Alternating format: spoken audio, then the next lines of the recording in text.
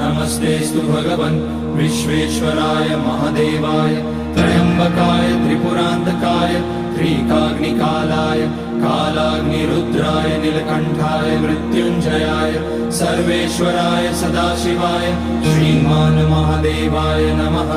ॐ नमः शम्भवाय च मयोभवाय च नमः शङ्कराय च मयस्कराय च नमः शिवाय च शिवतराय च।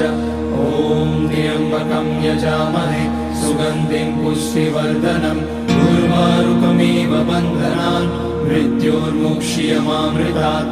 नागेन्द्रहाराय त्रिलोचनाय भस्माकराय महेश्वराय नित्याय शुद्धाय दिगम्बराय तस्मै नकाराय नमः शिवाय। मन्दाकिनी सलिलचन्दन चर्चिताय नन्दीश्वर प्रणतनाथ